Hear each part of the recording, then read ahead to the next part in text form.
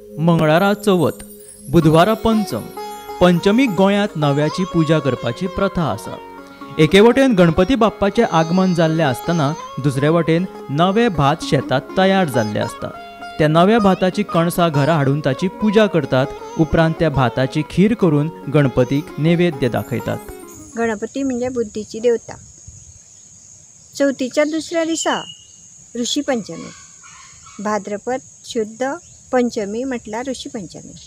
ह्या दिसा ज्या ऋषींनी आमच्या खातीर योगदान दिलें ते सप्तर्षी ऋषींची याद करपा खातीर हो उत्सव।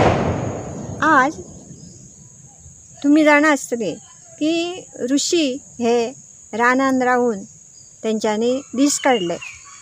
हिंदू धर्मा खातीर तेणी खूब काम केलें। मनशांनी कशी वागप, कशी फुडें सरप हें तेंच्यांनीच आमकां शिकयलें। ते ऋषी जंगलान रावून कंदमुळां खावन आपली उपजीविका चलयताले। तीच कंदमुळां आयज करून आमी ऋषी पंचमीच्या निमतान तांकां नैवेद्य दाखयतात।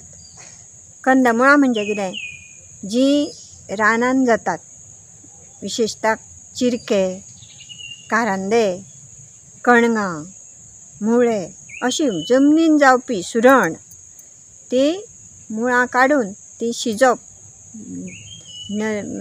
दुदी यांचे देठे घालून, तांबडी भाजी देठे घालून जे जेवण करतात ताका आमी कंदमुळां म्हणटात। ह्याच दिसा ऋषी पंचमी गोंयांत जाता। ह्या दिसा रानांतली कंदमुळां हाडून कंदमुळांचे जेवणाचे पदार्थ करून गणपतीक नैवेद्य दाखयतात। काल गणेश चतुर्थी झाली, आजच्या तिथीला ऋषी पंचमी असं म्हणतात। या पंचमीला ऋषी पंचमी का म्हणतात तर अरुंधती सहित हे जे सप्तऋषी होऊन गेले, कश्यप, भरद्वाज, अत्री, वसिष्ठ, या ऋषींची पूजा करून मम इहजन्मनी जन्मांतरेचो अखंडित सौभाग्य असा त्या ऋषी पंचमी व्रत करण्यामागचा हेतू आहे। आणि हे व्रत आचरणात आणल्यानंतर प्रत्येक स्त्रीला, आचरणात आणणाऱ्या स्त्रीला इहजन्माच्या ठिकाणी सप्तजन्मापर्यंत अखंड सौभाग्य, पुत्र पौत्र, धनधान्य समृद्धी प्राप्त होते। म्हणून हे धर्मशास्त्राच्या ठिकाणी श्रुतिस्मृती पुराणोक्त काळानं हे ऋषी पंचमी व्रत सांगितलेलं आहे।